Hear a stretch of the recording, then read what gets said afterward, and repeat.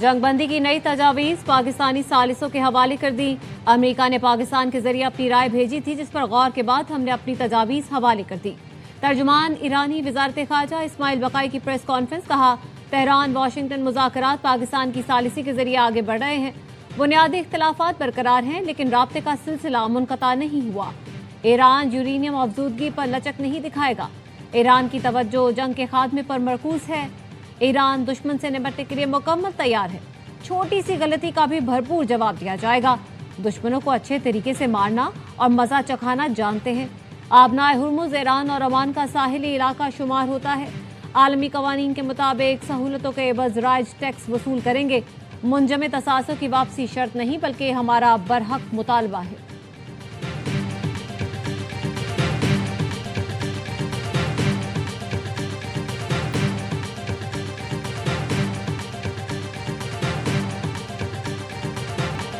पाकिस्तान जंगबंदी और मुज़ाकरात के लिए सिफारती कोशिशें तेज कर रहा है।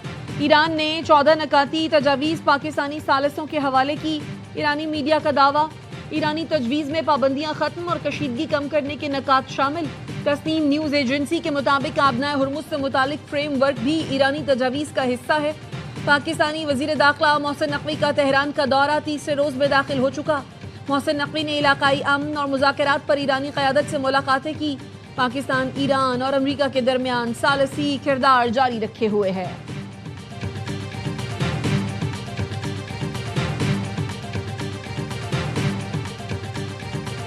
अमेरिका और इसराइल की ईरान पर हमले की तैयारी।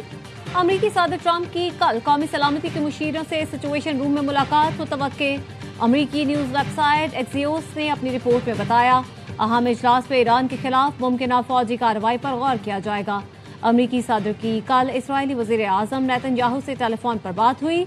इसराइली मीडिया का दावा है, ईरान के खिलाफ जंग दोबारा शुरू करने की तैयारियां जारी हैं। अमेरिका के असलहा बरदार दर्जनों तैयारे इसराइल पहुंच गए। गुज़श्ता 24 घंटे में जर्मनी के अमेरिकी अड्डों से असलहा लेकर तैयारे तेल अवीव पहुंचे। इसराइल ने बड़ी फौजी कार्रवाई के लिए तैयारियां तेज कर दी हैं। अमेरिकी असलहा इसराइली फौजी गोदामों में मुंतकिल किया जा रहा है। ईरान के खिलाफ मुमकिन कार्रवाई के लिए इसराइली फौज को अलर्ट कर दिया गया।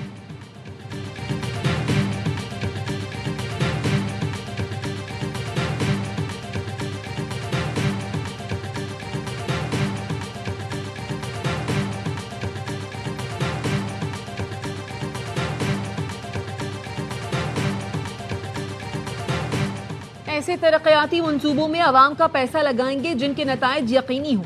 वज़ीर आज़म की तरक्याती बजट के मंसूबों के जायजा इजलास में गुफ्तगू। शहबाज शरीफ ने कहा, बेहतर कारकर्दगी वाली वजारतों को तरक्याती मंसूबों के लिए तरजीही बुनियादों पर बजट फराहम किया जाएगा। पैंडा बॉन्ड्स के कामयाब इजरा और इसकी मार्केट में पजीराई पर वज़ीर ख़जाना की तारीफ। वज़ीर आज़म ने रेलवे, IT और वजारत पावर की कारकर्दगी को भी सराहा।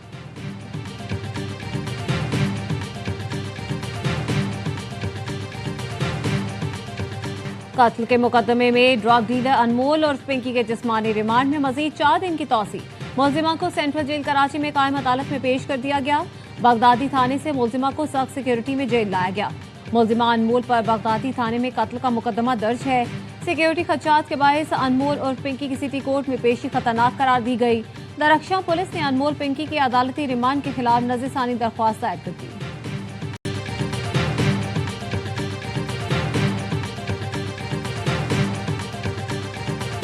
मैडम पिंकी बड़ा धड़ल्ले से कह रही थी कि मुझे अरेस्ट करके दिखाएं। अरेस्ट किया है और उसके खिलाफ कार्रवाई होगी। उसके अलायंस के साथ भी वही असर होगा। टेस्ट केस है हमारे लिए। ये जहर बेच रहे हैं, हमने उनको पकड़ना है। अनमोल और पिंकी ने गिरफ्तार करने का चैलेंज दिया था, हमने कार्रवाई की। उसके साथियों का भी यही हशर होगा। वजीर दाखिला सिंध जाल अंजार का असम्बली में इजहार ख्याल। कहा, यह हमारे लिए टेस्ट केस है। जहर इस्तेमाल करने वालों को सामने लाकर तमाशा बनाना नहीं चाहते। किसी के पास मालूमात हो तो बताएं। मुनशियात फरोशों को निशाने इबरत बनाना चाहते हैं। अनमोल और पिंकी को साबिक शौहर राना नासिर ने कोकेन बनाने का माहिर बनाया। नासिर अपने 2 भाइयों समेत इस कारोबार में मुलव्वस था। बाद में दोस्त इरफान और बहनोई को भी शामिल कर लिया गया। पुलिस का कहना है, नासिर और पिंकी टीम समेत कोकेन का कारोबार लाहौर से कराची लेकर आए। दोनों मियां बीवी पूरे पाकिस्तान में कोकेन सप्लाई करते थे। अनमोल पिंकी ने साबिक इंस्पेक्टर राना अकरम के कहने पर नासिर से तलाक ली। अनमोल पिंकी की ट्रैवल हिस्ट्री भी सामने आ गई। मुलजिमा 2018 में बाकू गई थी, 3 माह गुजार कर वापस आई। पिंकी का दूसरा शौहर साबिक इंस्पेक्टर राना अकरम भी 2 बार बाकू जा चुका। राना अकरम ने ही पहली बार अनमोल और उसकी साथी किरण को पकड़ा था। 2 गाड़ियां और 5 करोड़ रिश्वत लेकर छोड़ दिया था।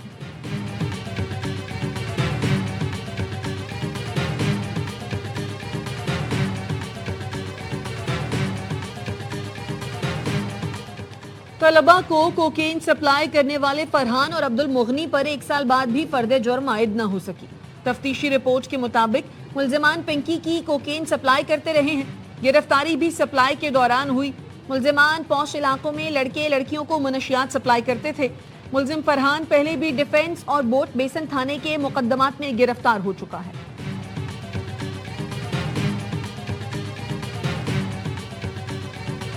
कराची सी view hit and run case. ARY news ने हादसे के जिम्मेदार की तफसीलात हासिल कर ली। नुमान अली नामी मुलजिम का ताल्लुक डेरा मुराद जमाली से निकला। गाड़ी ठिकाने लगाने के बाद मुलजिम डिफेंस फेज 7 में दोस्त के घर गया। पुलिस ने हाईवे पर निजी सोसाइटी की लोकेशन मिलने पर छापा मारा तो मुलजिम बलूचिस्तान फरार हो गया। मुलजिम के नाम पर 1 कार और 1 डबल कैबिन है।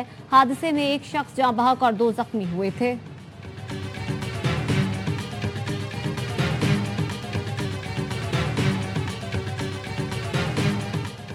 नायब वज़ीर आज़म इसहाक डार से सऊदी अरब के सफीर नवाफ बिन सईद अहमद अल मालिकी की मुलाकात। 2 तरफा ताल्लुकात पर तबादला ख्याल। पाक सऊदी अरब बरादराना ताल्लुकात को मजीद मजबूत बनाने के आज़म का यादा।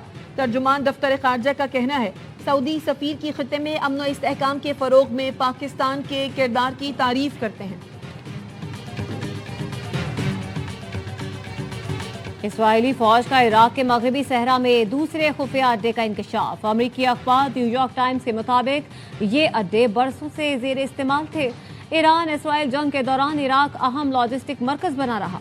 2025 में ईरान और इसराइल के दरमियान 12 रोज़ा जंग के दौरान भी इस्तेमाल हुए और मौजूदा कशीदगी में भी उनका किरदार सामने आया। एक खुफिया अड्डे का इंकशाफ उस वक्त हुआ जब एक इराकी चरवाहा इत्तफाकिया तौर पर उस मकाम तक पहुंचा। उसने इराकी फौजी को इतला दी। अड्डे को खुफिया रखने के लिए चरवाहे और इराकी फौजी दोनों को कत्ल कर दिया गया। अमेरिका को इसराइली अड्डे का इल्म था।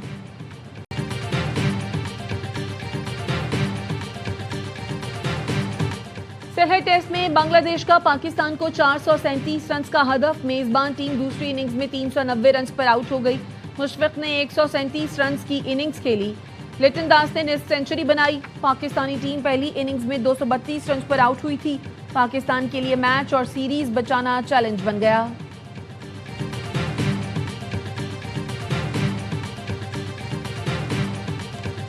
इसराइली फौज का गजा इमदाद ले जाने वाले ग्लोबल सुमूद फ्लोटिला की कश्तियों पर बैनुल-अक़वामी पानी पर हमला। इसराइली फौज ने साद ईदी समेत दर्जनों अफराद को हिरासत में ले लिया। हमले के वक्त साद ईदी बयान रिकॉर्ड कर रहे थे। वीडियो में इसराइली फौज को हमला करते देखा जा सकता है। ग्लोबल सुमूद फ्लोटिला के एलामी में कहा था, हमें समंदर में रोका जा रहा है। यह हमारी आखिरी अपडेट हो सकती है। मिशन मुकम्मल तौर पर पुरअमन और शहरी इमदादी मिशन है।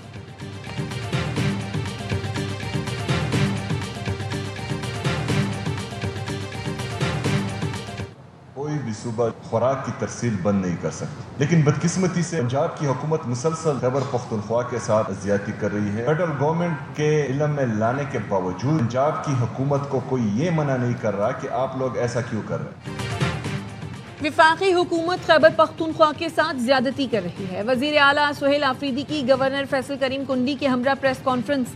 कहा, खैबर पख्तूनख्वा के आवाम को बंद गली की तरफ धकेला जा रहा है। गैस और गंदम के मामले पर इम्तियाजी सुलूक बंद किया जाए।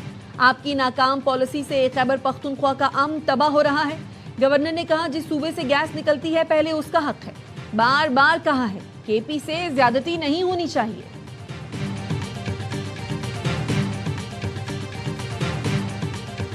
वज़ीर आला पंजाब मरियम नवाज का अज़रबैजान का दौरा। इंटरनेशनल वर्ल्ड अर्बन फोरम में शिरकत। अज़रबैजान के सदर इल्हाम अलियोव और उनकी अहलिया ने इस्तकबाल किया। Maryam Nawaz Baku Olympic stadium में वर्ल्ड लीडर समिट से खिताब करेंगी। पंजाब हुकूमत के हाउसिंग प्रोग्राम अपनी छत अपना घर मंसूबे पर रोशनी डालेंगी। वज़ीर इत्तलात अज़मा बुखारी कहती हैं, पंजाब हुकूमत का अपना छत अपना घर प्रोग्राम दुनिया का सबसे बड़ा और मुनफरिद मंसूबा है। 1 लाख घर मुकम्मल हो चुके, 60,000 घरों की तामीर तेजी से जारी है। मरियम नवाज 5 साल में 5 लाख खानदानों को उनकी छत फराहम करना चाहती हैं। जो कारकर्दगी में मुकाबला नहीं कर सकते, उनको मरियम नवाज के जूतों से भी तकलीफ है।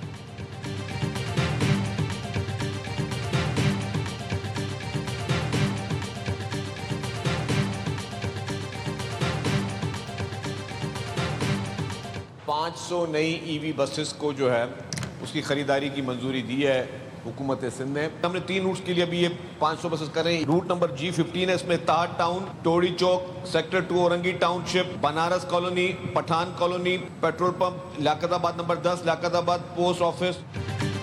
सिंध हुकूमत ने 500 नई ईवी बसों की मंजूरी दी है। बसें पब्लिक प्राइवेट पार्टनरशिप के तहत चलाएंगे। सीनियर सूबाई वजीर शर्जील मेमन का सिंध असेंबली में इजहार ख्याल, कहा बस सर्विस औरंगी, बनारस और दीगर इलाकों में शुरू करेंगे। सिंध भर में बसों का नेटवर्क बढ़ा रहे हैं।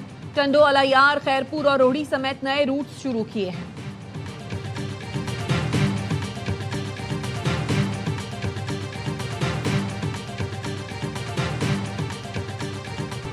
कराची सुपर हाईवे पर हैवी ट्रैफिक ने 2 पुलिस एहलकारों की जान ले ली। गडाप टाउन के करीब तेज रफ्तार डंपर ने सड़क किनारे खड़ी पुलिस वैन को रौंद डाला। इंस्पेक्टर साहिब खान और मोबाइल ड्राइवर वाजिद मौके पर ही दम तोड़ गए। रेस्क्यू हुकाम के मुताबिक हादसा तेज रफ्तारी के बाइस पेश आया। डंपर नूरियाबाद से कराची आ रहा था। हुकूमत ने 31 मई तक बाजारों को किफायत शौरी इक़दामात से इस्तिस्ना दे दिया। वज़ीर आज़म शहबाज शरीफ की मंजूरी से काबीना डिवीजन ने नोटिफिकेशन जारी कर दिया। ये भारी भारी बिल है, आईपीपीज माफिया है, रीगैसिफिकेशन के प्लांट पर कैपेसिटी पेमेंट हम दे रहे हैं, एलएनजी का सरचार्ज भी दे रहे हैं, फिक्स चार्जेस भी दे रहे हैं, फिर ये लेवी भी दे रहे हैं। ये बहुत बड़ा जुल्म है। आम लोगों से पैसे वसूल करते हो और अपनी अय्याशियां खत्म करने के लिए तैयार नहीं हो। जमात इस्लामी ने पेट्रोलियम लेवी के खिलाफ वफाकी आईनी अदालत से रुजू कर लिया। दरख्वास्त में मौक़िफ़ अपनाया। पेट्रोलियम लेवी आइन पार्लिमानी बालादस्ती, वफाकी निज़ाम और बुनियादी हुकूक के खिलाफ है। ये एक टैक्स की शक्ल इख्तियार कर चुकी है। हाफिज नईमुर रहमान का कहना है, फी लीटर पेट्रोल पर 117 रुपये लेवी आए थे। ये कहते हैं IMF के कहने पर लेवी लगाई। क्या मरियम नवाज का अरबों रुपए का जहाज भी IMF के कहने पर खरीदा। 22 मई को मुल्क गिरह एहतजाज करेंगे। ईद के बाद पूरे मुल्क में हड़ताल